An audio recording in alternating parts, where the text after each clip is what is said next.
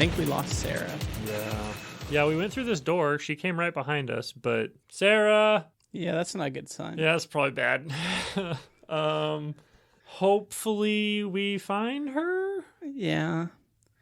But should we? Well, let's just pause here. Maybe she'll catch up. Yeah. Hey, that gives us time to hi and welcome to Blank Bodies, a Vampire the Masquerade V5 tabletop and horror podcast. As always, I'm your host Hunter, and today I'm joined by this is John, and unfortunately I can't point at another person. There's a rat over there though. Mm-hmm. We're still stuck in these tunnels, guys, and hopefully we're gonna get out soon. Because honestly, I'm pretty hungry. Yeah, I don't know if it smells less bad or I've just become acclimated to the stink. I think we're nose blind. That's what I think it is. The taste though, that hasn't gone away. Nope. I can still taste the air. What are we talking about? Well, I did a poll over on our Patreon. We often, when I do bonus episodes, I come up with a bunch of ideas and let the patrons decide. So for our Nosferatu bonus episode, I couldn't find a real life person. A lot of times I try and find like real life inspiration to talk about. Couldn't really find a good one that I felt great about covering for this. We kind of talked about it, and we went with some more literary choices. Our poll was Nosferatu, Hunchback of Notre Dame, and Phantom of the Opera. And we went to poll, and Nosferatu surprisingly won the Nosferatu poll. Yeah, it was shocking, honestly. Yeah. I'll tell you what. So that's what we're talking about today. We're talking about 1922's Nosferatu. I thought that it was actually the very first vampire movie, but there may have been as many as two. We found out post writing the script. Mm-hmm. We were doing some more research today that there is a Russian film that may be completely lost, as in completely undocumented, and then was another adaptation of Dracula that has been confirmed to have existed, but is completely gone. Yeah. So it's my script here is it's the very first vampire film that you can still watch. There you go. I like it. Yeah. I like it. But content warning, pretty much general horror and occultism. It's 1922. They couldn't get away with that much. Yeah. I don't really remember even there being like a lot of actual... Action? Yeah, action or even blood. I don't think there is any blood. Yeah, weird in a vampire movie. Yeah. Nosferatu is a very clean eater. That's true. Good job, Warlock. Yeah, and so my sources for this episode are mainly Nosferatu, 1922, Nosferatu the Vampire, 1979, and 40 in Times magazine. Oh, all right. Which, cool magazine. It's out of print, but a lot of it's on archive.org now, wink, wink, for free. Neat. I don't think I've seen the 1979 version. It's good. I'd really like to. We'll get into it. I have a whole section on all the different versions. Nice. But first we got to get the nerd stuff out of the way. Let's get it. So what is the word Nosferatu? We don't actually know the root origins of the word. The first major use was in Bram Stoker's Dracula, although he cited a previous journalist who had put it in an article. Huh. And I believe people found like one other usage before that. But there's evidence that in his notes that Stoker thought it was the Romanian word for meaning not dead. So he intended it as being undead. So when he wrote Dracula, he called him a Nosferatu, and it was his way of saying that Dracula was undead. Yeah, cool. That's what he meant by it. However, the word has never been found to exist in Romanian before the novel was released. So there's at least no printed use of the word Nosferatu before Dracula came out in Romanian or anywhere else. Weird. Well, not anywhere else, but yeah. Huh. So he cited it very incorrectly. Yeah. This is a massive rabbit hole with a lot of proposed answers. It's definitely worth reading into if language is your thing. I decided to not go super deep into it. My personal one that I really liked was that some people believe it's a bastardization of the Greek word nosferus, which means plague carrier, which is definitely in theme. Oh, cool. Yeah, I like that because where he goes, things die. Yeah. And we're speaking of it first being in Bram Stoker. We're going to go over a quick summary of Nosferatu. I will say, if you haven't seen it, go watch it. There's many versions. We'll get into the versions later, but the best version is the one you can watch readily. There's soundtrackless version that is completely public domain. You can watch it. There's like 8 different versions on YouTube. You can watch the black and white one with no soundtrack free. It's really quick watch, so maybe go watch that. But if not, we are going to get into some spoilers, kind of. So, I mean, if you know the story of Dracula, you kind of know the story of Nosferatu. it is an adaptation, so It's pretty close. yeah. But there's some interesting things about it. First of all the characters were renamed. So Count Dracula is now Count Orlok or Graf Orlok. Harker was changed to Hooter. Mina is changed to Ellen. There is a character named Professor Bulwer. Some people say that is basically Van Helsing. Some people say they're completely unrelated. But though I've used that in my notes when describing it. So Right. Okay. yeah. But What did you say? I don't remember Orlok having a first name. Did you? it's only in some of the credits. Okay. And what did you say it was? Graf. Graf? Yeah. Graf? Yeah, like that grindcore band. That's Yeah. where they got their name. Fuck yeah. Yeah. Cool. All right.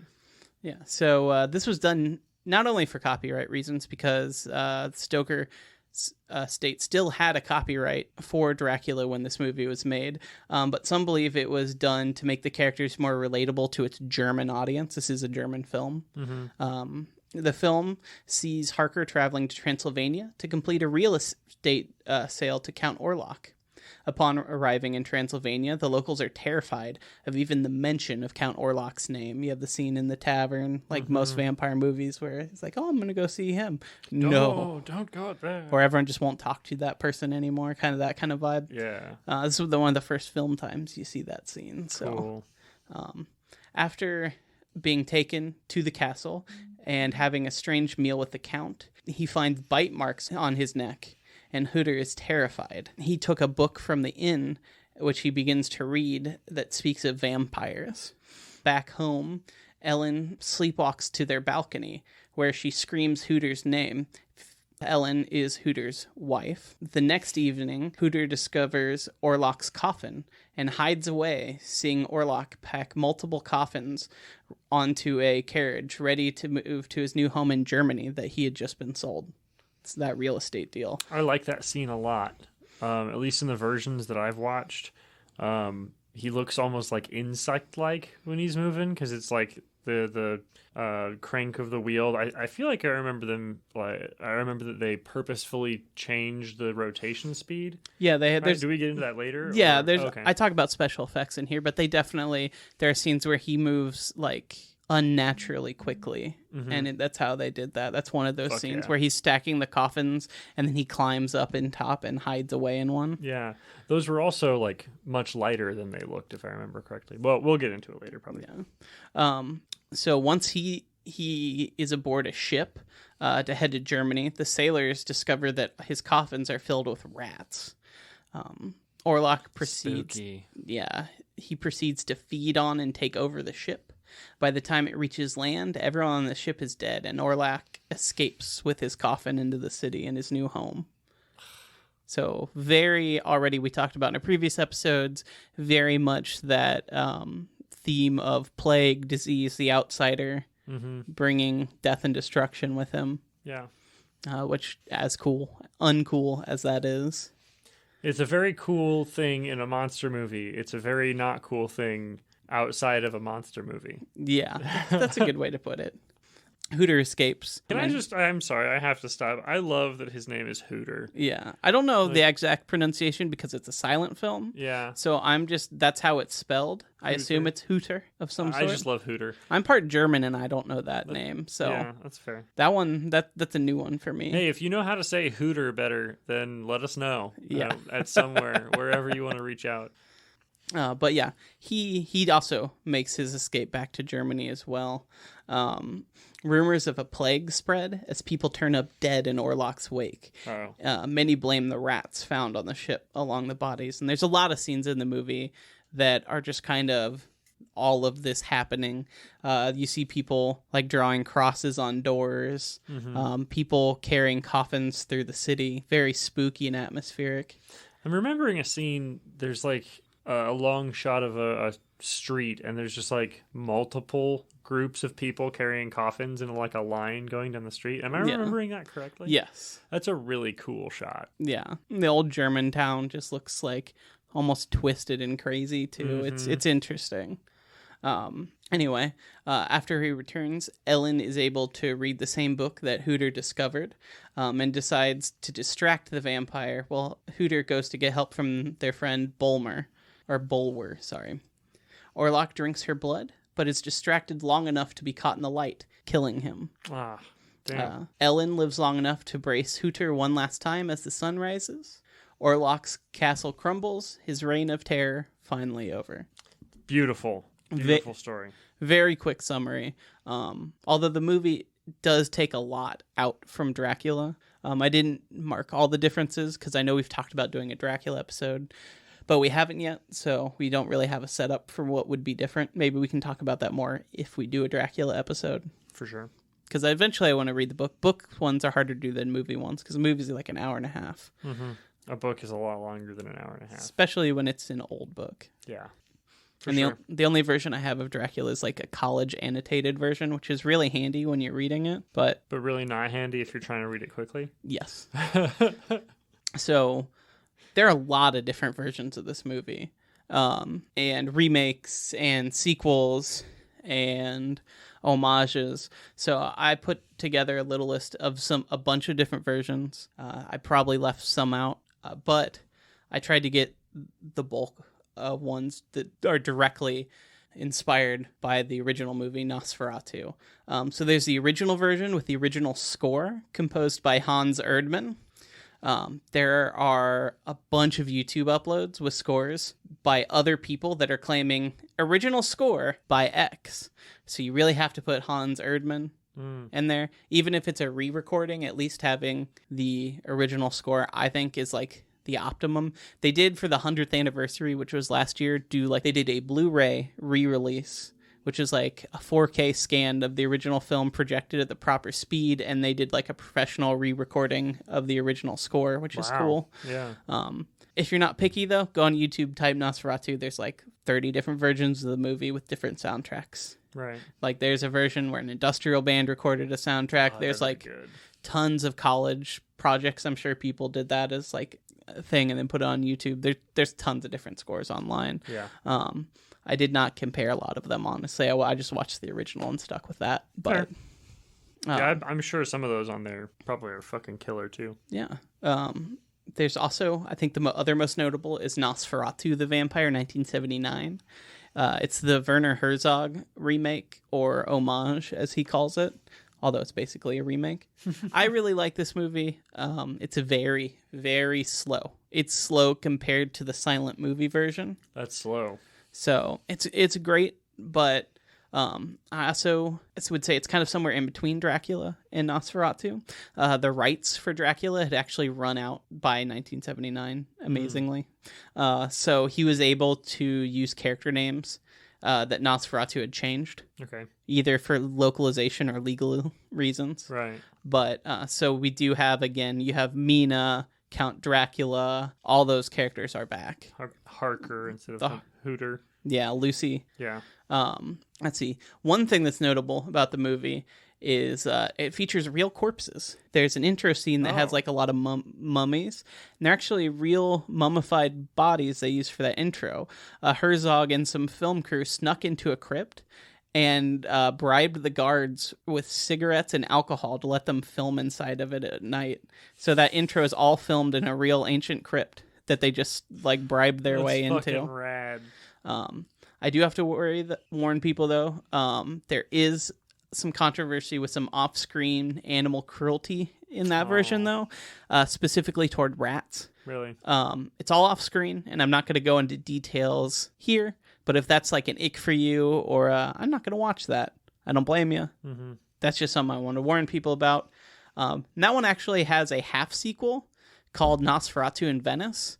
Werner Herzog had nothing to do with it, but the same actor, Klaus Kinski, returns as Nosferatu in that. So some of the same cast, different director. Okay. I love that at least these first two, I think all of the ones that are on this list, I could be wrong, But at least for the first two, both the directors are kind of just mad lads. Yeah, you kind of have to be. Yeah, like first one is like first horror movies movie ever shot on set. Let's go. Then Herzog's like, let's break into crypts, kids. Yeah. Fucking great. The other version I would recommend is Shadow of the Vampire. It's kind of a meta dark comedy. It's directed by E. Elias Murhay, and it stars John Malkovich and Willem Dafoe. So good. Eddie Izzard's in it too. Oh yeah, I always forget about that. But it's actually a meta film about the making of the original Nosferatu and the strange things happening on set. It posits, what if that were a real vampire they filmed to make the movie? Hell yes. I like to pretend that this is a documentary. That's a good way to live your life. That's how I feel about the original Men in Black. I watched that over breakfast this morning. Whew. I was drinking. You almost just killed me. That's why Will Smith's so weird now. He got neuralized too much. Yeah, you're probably right. Right. We also have an upcoming remake. I believe it's coming out this fall, actually. Oh, yeah. Oh, man, I want to see it. So it's directed by Robert Eggers, who did The Witch, The Lighthouse, The Northman. And this is really more a story of the ship, isn't it? Yes, I believe it's either called The Demeter or Nosferatu. I believe one is a working title and one is a complete title. I think from what I said, they went back and forth a little bit. Okay. So we'll see. Either way, I'm very excited about it. Me too. I mean, he's put out some killer movies. The Witch wasn't my favorite, but I love The White House and The Northman. I love The Lighthouse. I haven't seen The Northman. The Witch, I liked. I would have probably liked it a lot more had I not believed any sort of the marketing. Because the marketing put it out to be like a scary, like supernatural horror movie, which it kind of is, but it's more of an art film. It's more of a really, really slow burn about one man's arrogance killing off his like relationship with his family. Right. But it's very moody and atmospheric. I loved it the first time I watched. I will say it's not the most interesting on multiple rewatches because the big surprise moments, you're like, that was like the one thing I was waiting for. Yeah. Okay. But it is a good movie. I would definitely recommend watching it at least once. And I'm excited to see what he does with Nosferatu. And finally, I have a honorable mention, Salem's Lot. It's a Stephen King adaptation. But the vampire design is almost directly just Nosferatu. Yeah. Yeah. It's a very long movie. I think it's like 3 fucking hours long. It's a long book. I'm not a big Stephen King fan. He doesn't know how to stop books. So, no. I've read some of the worst endings of books ever have always been in Stephen King books. Yeah. Like, it'll be a really interesting book, and the end comes, and it'll be like, I don't want to read another book again. I read two books where the literal hand of God just like ends the problem. Yeah. And I was like, I don't need to read Stephen King ever again. Mm-hmm. Yeah. Oh, well. Anyway, that's my personal I really hot like take. The Mist. The Mist is great. The Mist is a great movie. I think the end of the movie is one of the best horror movie endings ever. Yeah. So good. I love Carrie. I like some Stephen King. Carrie's good. Cujo's fun. I'm hard on Stephen King just because he put out too much shit. And I, as a high schooler, read a lot of the shit and not the good ones. So I'm just burnt out permanently, it feels like. I have always kind of felt that Stephen King movies are killer. Stephen King books, I can take it or leave. Even some of those movies aren't too great. There's like That's two fair, versions of his movie about killer semi-trucks. 3, I think. I forgot he had those. Okay, yeah, you're right. A good chunk of the movies are good. Yeah. So to really talk about Nosferatu, though, we kind of have to talk about the time and place it came out. Now that we've gone over a summary, 1922 in Germany. The big art form at the time was German Expressionism, or Expressionism, more globally. And it's a almost anti-realist movement. In all art forms, creators were seeking to create art that captured feelings, moods, and ideas over representative reality.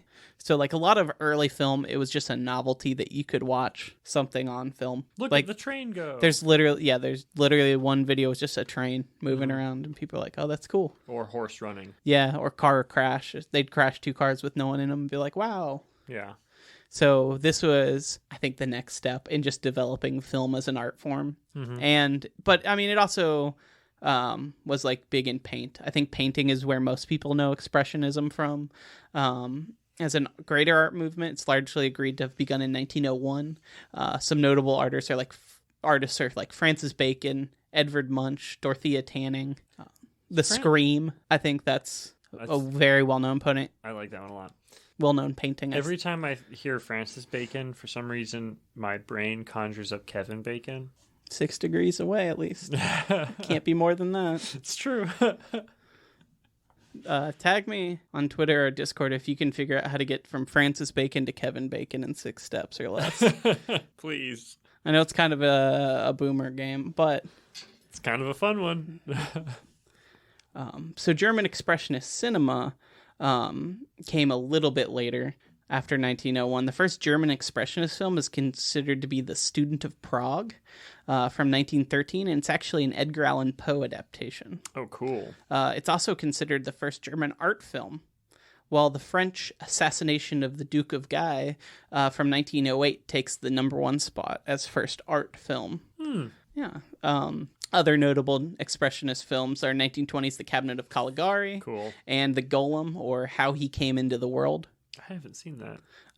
They're both really good, and they both share some production people with Nosferatu. Nice. So many of these German filmmakers actually fled Germany for Hollywood and became facets of filmmaking.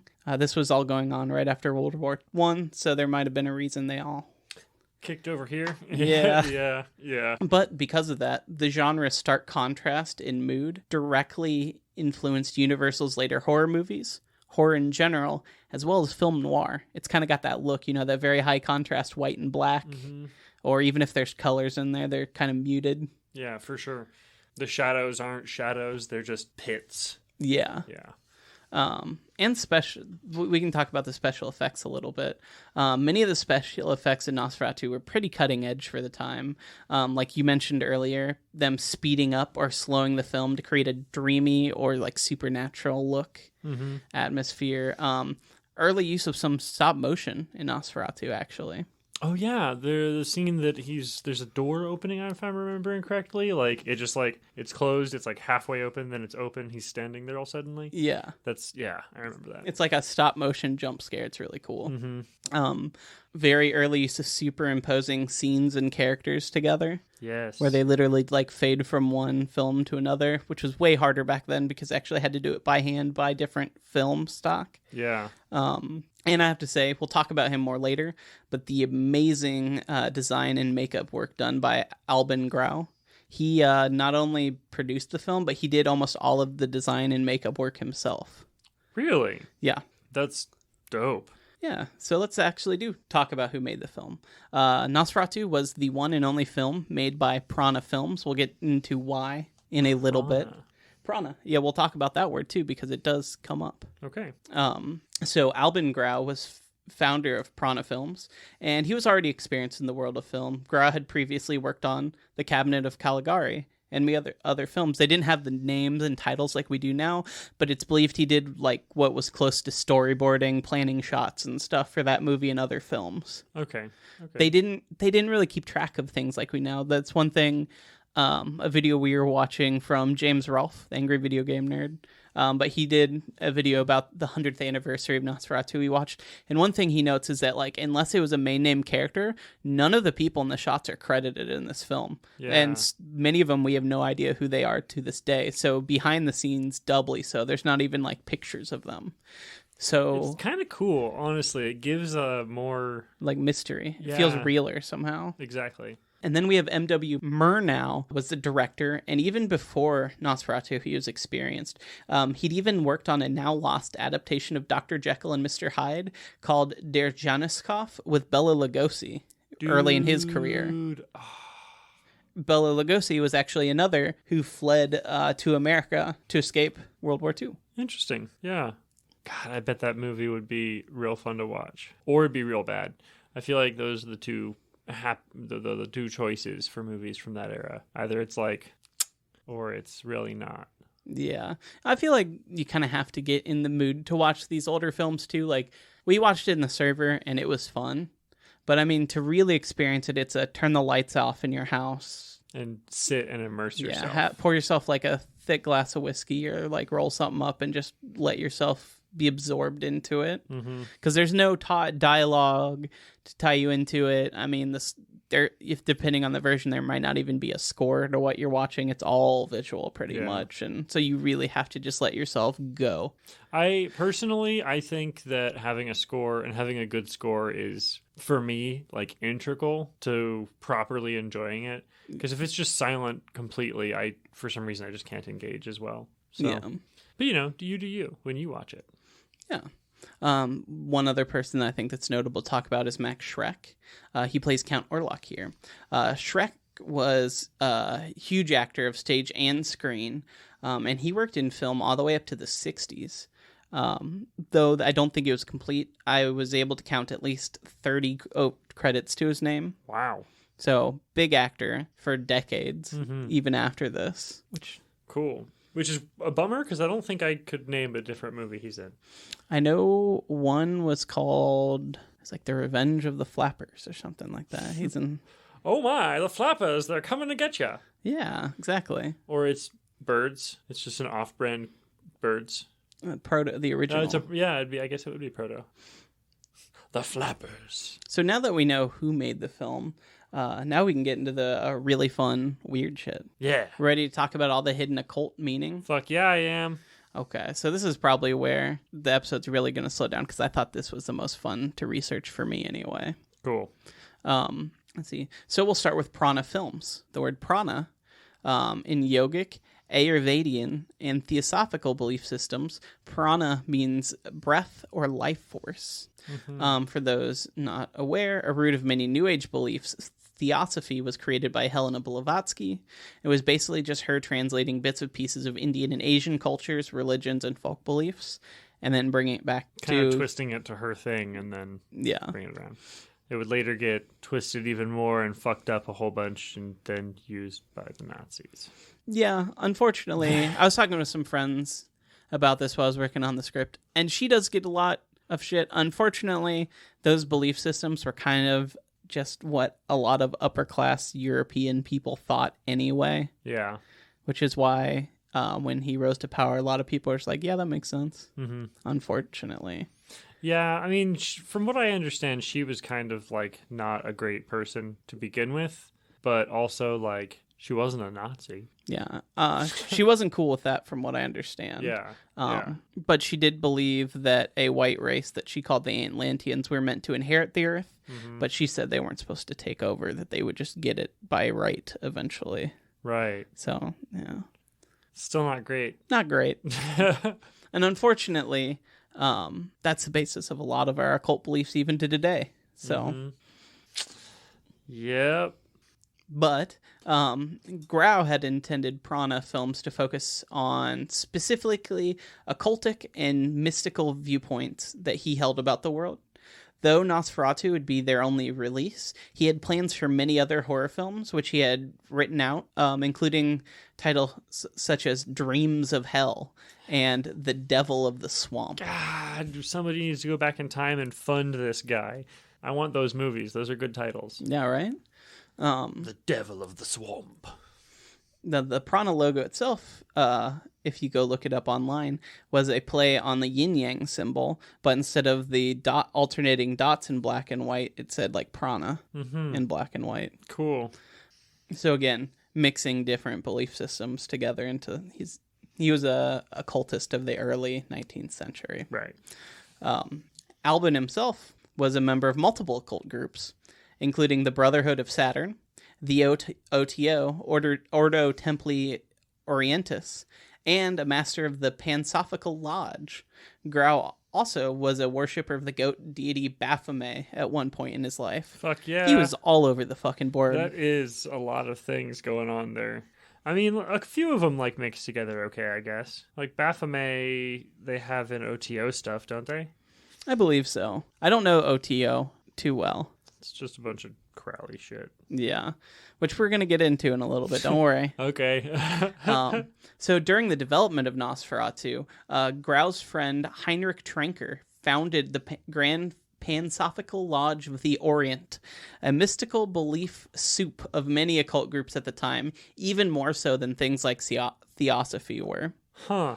They were kind of open, from my understanding, to any sort of mystical beliefs, whatever. Just like, we're going to come together and talk about it. They didn't have like a specific viewpoint. They kind of just were a bunch of German dudes who were into the occult, would hang out and talk about stuff. I mean, that's cool. Yeah. I like that. Grau was actually named second in charge by Tranker, and the lodge became post-World War I Germany's largest occult group, boasting as many as 100 members at its peak. Wow. Which is pretty good for being an occult group in the early 1900s. Right. Um, right directly after World War One. Let's see here. Not long after its founding, the lodge's founder Tranker was inducted by Aleister Crowley into the OTO. Hey-o. Or the Ordo Templi or Ordis or whatever. Also stands for the Order of the Temple of the East, or the Order of Oriental Templars. Interesting. The name can change around a lot. The founder was brought in by Crowley to be OTO. This is where the trouble starts. I mean, Crowley just kind of brings trouble into almost everything he touches. Yeah. Well, you see, Crowley quickly converted the Grand Pansophical Lodge of the Orient into the OTO's German headquarters, then realigned the group into a strict adherence to Thelema, which was Crowley's own religion, of which he was the sole prophet. Yep. So he basically, this was a bunch of groovy guys hanging out, being like, we're just going to talk about weird mysticism and stuff. Then he showed up and was like, no, you believe in me now. This led to a huge schism in the group. As it should have. Yeah. It ended with Grau leading a group to have Tranker ousted from his own lodge before it was dissolved completely. Brutal. It's estimated that about a third of the group stuck with Tranker and Crowley, and the other 2/3 formed a new group. But Grau declined to become its leader, although he did do some writings for them. He does have some mystical, occultish writings if you want to go look them up. Cool. They're kind of hard to find. Yeah. But not impossible. Not impossible. Grau himself, on Nosferatu, claimed that he wanted to adapt the story of Dracula after staying with a Serbian family after World War I. The father of the family claimed his father had passed away and arose as a Nosferatu, or vampire. So that's where he said he heard the word. The town had to form a mob to take down and rebury the man's father. Cool. So that was the story story that he was told after World War I while staying with a family. Yeah. In the opening scenes, you can see Hooter's boss signing a contract sent from Orlok. And if you pause it, the strange-looking contract is covered in real occult symbology. Yeah. You can look up, there's an article by a man named David J. Skoll, where if you look it up, most people say that the document is meaningless, but admit that it's got some spooky stuff, real occultic symbols on it that he knew what he was doing, but he meant nothing by the document itself. So one author, though, kind of tried to transcribe it, and he said, although it's kind of written strangely, that he believes that it's a complex synthesis of Kabbalistic and astrological symbols that Orlok would have taken as favorable auguries for the purchase of his house. So essentially, there's a ton of Kabbalistic, astrological, and other beliefs to make his purchase of the house fortuitous for him. Right. Cool. Yeah, the contract uses all these different symbols and includes invoking Saturn and the devil himself, implying that a literal deal with the devil is being signed in selling the house to Orlok. Nice. So I thought that was interesting. There's symbols on top of the symbols on top of the symbols. And it goes deeper if you want to. I didn't go all the way in because we could be here all day. Like in this movie, for some reason, Orlok doesn't turn into a wolf. He turns into a hyena. Interesting. Some people say that there's an occult reasoning behind that. Mm-hmm. I mean, the whole movie is kind of based on folklore and what they would have considered occult knowledge at the time, which is interesting. Yeah, that's cool. It's just peppered throughout the whole movie. Yeah. Yeah, and then we have the Stoker estate controversy. So, Albin, okay, this is kind of debated. I read a lot, and I couldn't find a definitive answer, but It is believed by some that Albin had tried to license the movie years later from Florence Balcom, Bram Stoker's widow, but she outright refused. Huh. But others say that she didn't know about the movie until it released, basically. Really? Which Okay. is a weird contradiction there. Or maybe she just said no and assumed it didn't happen, and then it came out, and she was like, what the fuck? Yeah. But that's probably what it was.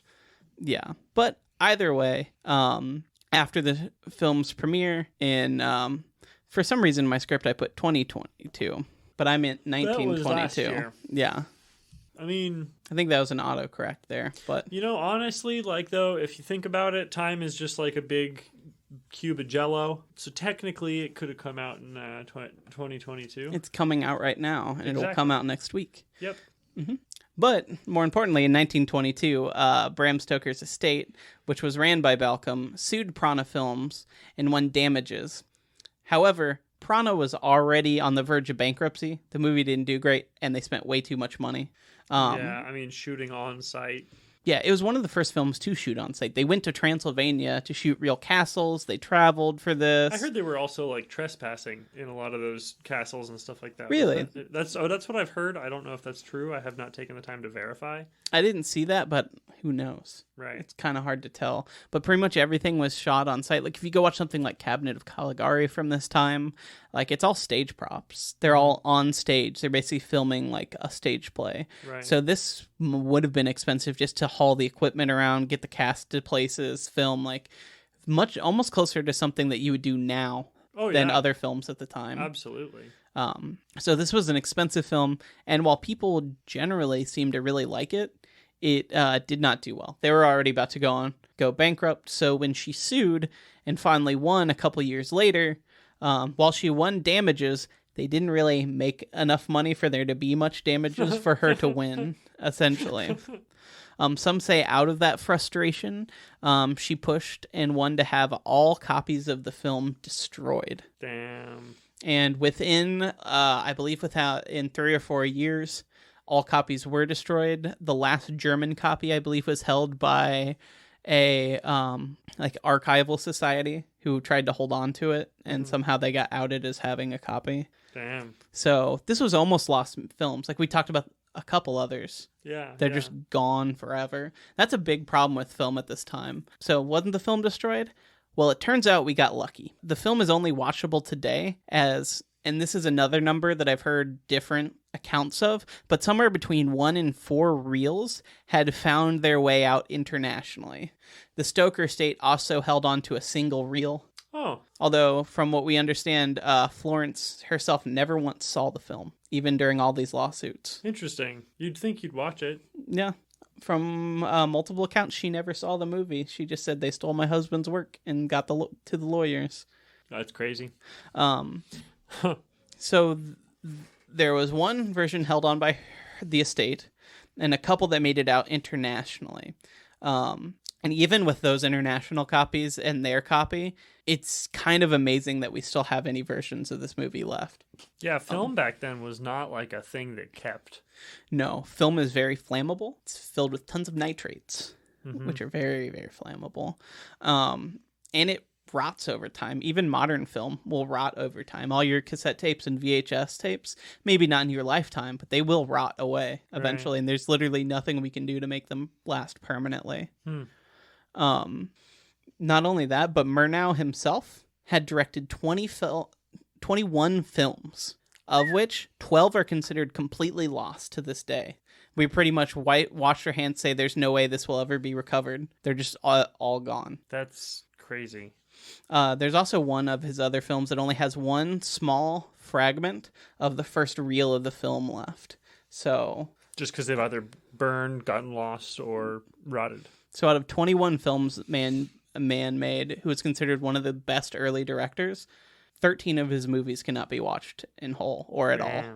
So the fact that we even have this version is crazy. So from my understanding, when Universal got the rights from the Stoker estate to actually make the original Dracula, in their agreement, one of the things that they wanted was the reel that they kept for Nosferatu. Huh. They said that they wanted to study it as they were studying all the earlier film versions of it, went to make their own version. That's why if you go back, you watch Dracula after watching Nosferatu, there's a lot of things that aren't actually in the book, but are pulled from Nosferatu. Cool. Or closer to what happens in Nosferatu than they're in Dracula.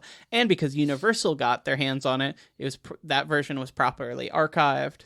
And then from my understanding, they took that version plus a couple international versions, and they were able to cobble together what is now considered like the 100th anniversary. Cool. Like best way to see the film. Nice.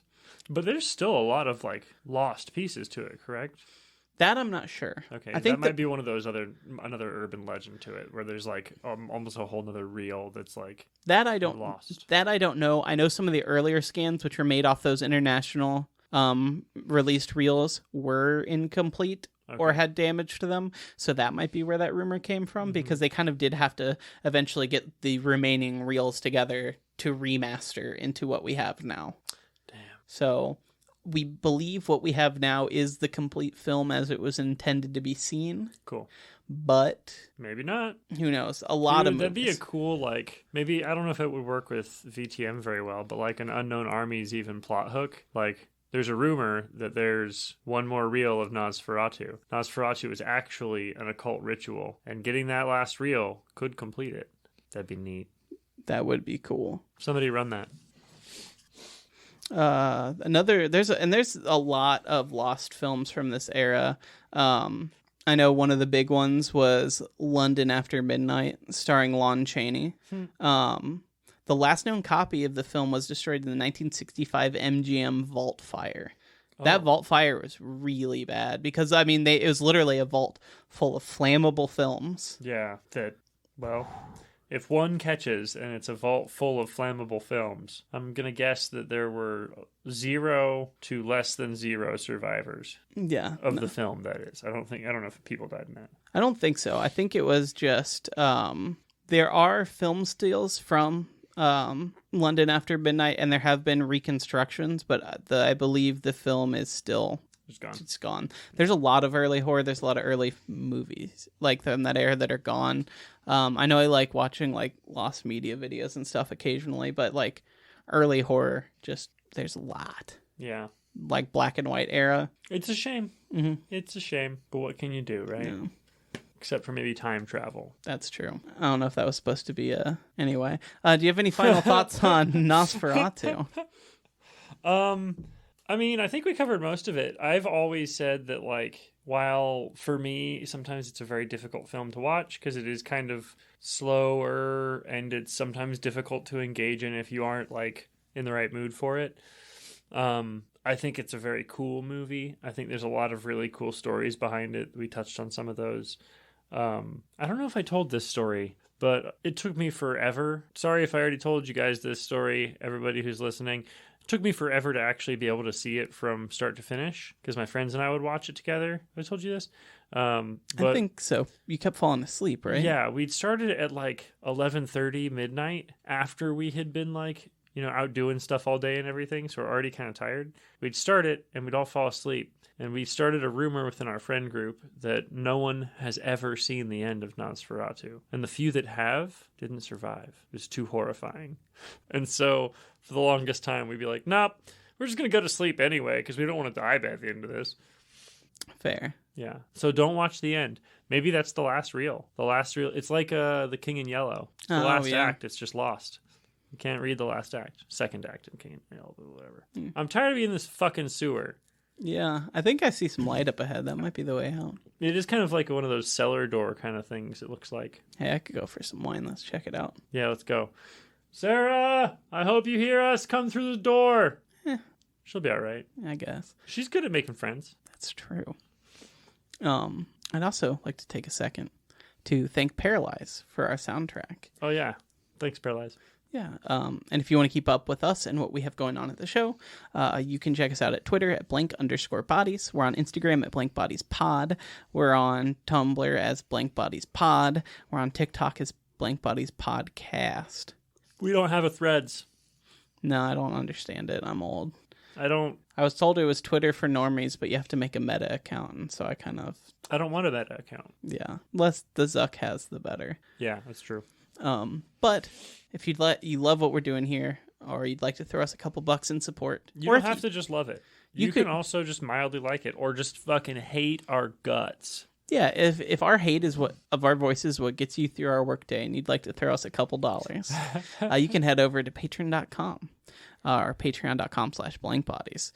We have a bunch of different tiers. $5 gets you into our patron exclusive section of our Discord. The Discord itself is public, but the patrons get their own special neat little VIP lounge. We talk in there. It's fun. Oh yeah, you also get cool titles in the Discord. You can be an Ancilla, an Elder, a Harpy, all kinds of stuff. The Elder tier lets you vote on what we do on this show, like today's episode, our Nosferatu series in general, wrapping up right now. It will be announced the day, but it is Bruja versus Toreador. The battle is not going the way I thought it would. Yeah. But who knows? There's days left, so that could swing. Go vote for who you think should win. I'm not voting. I'm not going to vote. Yeah, I'm also not a patron of our show, so you haven't paid for your democratic ticket. Wow, it's reflecting real life. I love real life. Sometimes. Yeah, we also have our blood tier. We have tiers for character sketches. We have blood. We have corn tub. There's all kinds of great stuff on there. So go check out our Patreon. Excuse me, that Indian food is getting to me. Dude, I love Indian, but that goat curry, so good. So good. So good. I'm more of a paneer man myself. Paneer is also delicious. I had some paneer while I was there. Mm-hmm. But if you want to come talk to me about paneer, Indian food, or your vampire, horror, or tabletop-related projects, just about anything cool and spooky, hit me up at blankbodies@gmail.com. I'd love to have you on the show. We've talked to tabletop creators. We've talked to live players. We've talked to people who work on these books and shows that we talk about all the time. So if you have a project and you'd like to come talk to me, hit us up. We'll have a cool little conversation about it. If you're a real vampire, hit us up. That's true. I will be here for that conversation. That's true. I will. That's true. Mm-hmm. Yeah, so I guess at this point. Yeah, I'm hearing something creepy back down that tunnel. Yeah, let's go. I feel like we should get out of here. Yeah. All right. Bye. We love you. Yeah, bye, folks. Mwah. Have a good week. All right, let's split.